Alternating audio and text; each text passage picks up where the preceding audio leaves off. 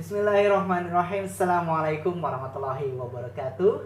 Alhamdulillahirabbil alamin. Senang sekali saya Panji Nugraha bisa menyapa sahabat percikan iman semua dalam program acara Sekolah Intelektual Tafsir Al-Quran bersama guru kita Ustaz Hashim Asy'ari. Assalamualaikum warahmatullahi wabarakatuh, Ustaz. Waalaikumsalam warahmatullahi wabarakatuh. Bagaimana kabarnya, Ustaz? Alhamdulillah. Alhamdulillah sehatnya di bulan Ramadan ini yang suci ini juga selalu kita dalam keadaan sehat walafiat. Kita bisa menuntaskan saum kita selama sebulan penuh.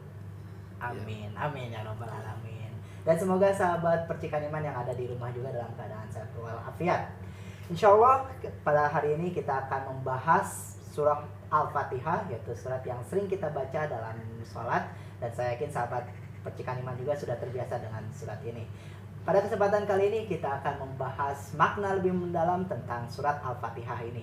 Mari kita simak tausiahnya dari beliau dan kepada Ustaz Hashim Asy'ari dipersilahkan. Bismillahirrahmanirrahim.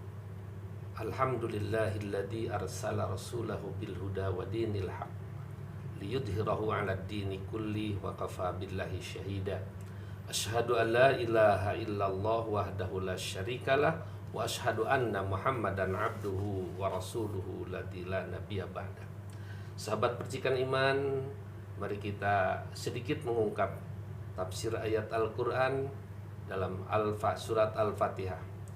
Karena dalam Al-Quran itu banyak yang mengetahui artinya, tapi kadang-kadang tidak memahami maknanya. Karena itu perlu pentafsiran, tentunya pentafsiran yang lebih benar, yang lebih bisa mengarahkan kepada kita, kepada pemahaman untuk dilakukan dalam aplikasi perbuatan. Di dalam Al-Quran diawali dengan surat Al-Fatihah. Arti Al-Fatihah itu adalah pembukaan. Makanya Al-Quran diawali dengan Fatihah. Al-Fatihah ini disebut Al-Fatihah karena membuka. Ayat Al-Quran membuka surat semuanya diawali dengan Al-Fatihah. Disebut Fatihatul Kitab. Salah satu di antaranya nama Fatihatul Kitab itu bisa juga disebut Ummul Kitab atau Ummul Quran. Induknya Al-Quran, induknya Alkitab. Kenapa dikatakan Ummul Quran dan Ummul Kitab? Karena surat-surat berikutnya setelah Al-Fatihah dari mulai Al-Baqarah sampai An-Nas itu semuanya menjelaskan tentang Al-Fatihah pada dasarnya. Tidak akan terlepas dari itu. Karena itu Fatihah juga disebut atau disebut dengan Ummul Kitab atau Ummul Quran.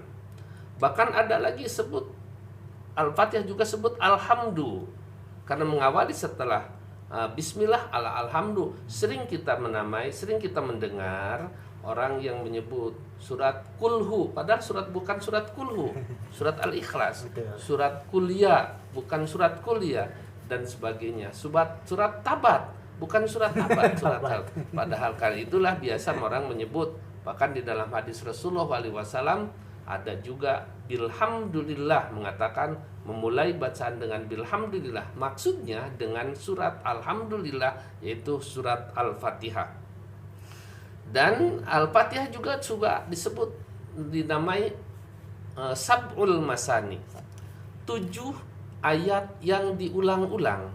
Karena dalam sholat setiap rakaat mengulangi Al-Fatihah itu dan 7 ayat. Nah, karena disebut Sab'ul Masani. Dan jumlahnya memang 7 ayat dalam Al-Fatihah itu. Karena diawali dengan Bismillah. Nah, karena itu Bismillah ini adalah salah satu di antara ayat dalam surat Al-Fatihah. Tapi belum tentu dan tidak di awal surat itu termasuk kepada salah satu ayat. Hanya Al-Fatihah saja yang termasuk Bismillah satu ayat dalam Al-Fatihah. Kemudian ada juga yang mengatakan asasul Quran, asas Al-Quran.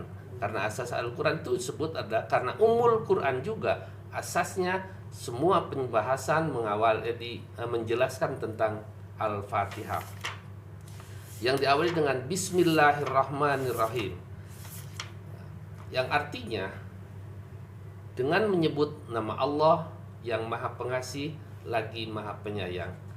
Dalam arti itu, bismillah abtadi'u hadal qaul atau abtadi'u hadal fi'la.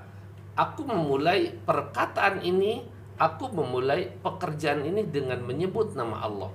Karena semua perbuatan-perbuatan yang baik yang tidak diawali dengan Bismillahirrahmanirrahim atau dengan kata Allah dan menyebut nama Allah, maka dalam hadis Rasulullah SAW bersabda, kullu amrin dibalin la yubda'u bi bismillahirrahmanirrahim fahuwa aqta. Semua perbuatan-perbuatan yang baik yang tidak diawali dengan bismillahirrahmanirrahim maka akan putus. Dalam arti putus, tidak mempunyai pahala bagi orang yang melakukan perbuatan itu. Ada yang mengatakan bismillah dengan nama Allah. Maka semua perbuatan-perbuatan ketika kita berwudu bismillahirrahmanirrahim, ketika kita mau tidur bismika, itu maka di situ adalah nama Allah. Makan bismillahirrahmanirrahim. Semua perbuatan-perbuatan yang baik tentunya akan mempunyai pahala dan tidak putus pahalanya. Yang tadi saya katakan memiliki pahala. Kalau kita makan, orang yang tidak membaca bismillah, kenyangnya sama dengan yang membaca bismillah. Sama.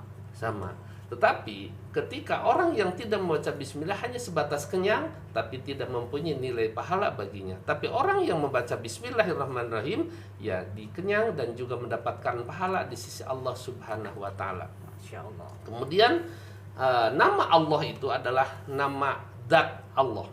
Tidak bisa dipakai dengan nama istilah Tuhan. Kalau Tuhan artinya ilahun, Tuhan. Maka ada jamaknya ilahun satu. Kalau jamaknya alihatun, Tuhan-Tuhan. Tapi kalau nama Allah tidak bisa dijamakkan di kalimat jamakan. Allah tidak bisa. Karena itu hanya untuk nama Allah. Dalam bahasa Al-Quran tidak akan ditemukan nama Allah dengan kalimat yang jamak. Kemudian setelah bismillahirrahmanirrahim, Ar-Rahman itu adalah merupakan sifat dari Allah. Sifat Allah itu Ar-Rahman, Maha Penyayang, Maha Pengasih. Ar-Rahim, Maha Penyayang. Nah, kenapa Ar-Rahman dibedakan dengan Ar-Rahim? Padahal sama aja dari kalimat rahmatun. Dari kalimat rahmat. Artinya Ar-Rahman sama pengasih, Ar-Rahim Maha Penyayang. Kalau yang namanya pengasih ini ada disebut Ar-Rahman, Rahmanud dunya wal akhirah. Rahman itu adalah Maha Pengasih baik di dunia atau juga akhirat. Nah, makanya kalau Allah Maha Pengasih tidak pilih kasih. Orang yang kafir, orang yang mukmin, munafik, siapapun tetap Allah mengasihi rezeki, beri kesehatan. Bahkan kalau kita lihat mungkin orang-orang kafir itu banyak lebih kaya daripada orang miskin, orang mukmin maksudnya. Nah, karena itu Ar-Rahman memang, tapi kalau Ar-Rahim ini Maha Penyayang, hanya akan disebutkan dalam Al-Quran itu hanya disampaikan Ar-Rahim, Rahimul Akhirah. Yang Ar-Rahim itu adalah yang Rahim di hari akhirat. Tentunya yang Rahim itu yang dikasih, yang disayang pasti akan dikasih.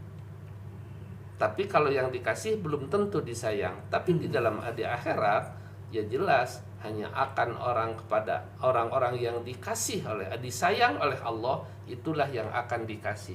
Karena itu sifat ini dua, Ar-Rahmanir Rahim, Maha Pengasih lagi Maha Penyayang. Kita jeda dulu, barangkali nanti kita lanjutkan. Ya, baik, terima kasih Ustaz. Masya Allah, pembahasan yang sangat menarik sekali. Nanti kita lanjutkan setelah beberapa informasi dari relasi kami berikut ini. Tetaplah bersama kami di Tafsir Al-Quran. Allah mengucapkan Alhamdulillah itu merupakan kenikmatan daripada nikmat dunia. Kenapa? Karena sawab Alhamdulillah, mengucapkan Alhamdulillah itu pahalanya abadi.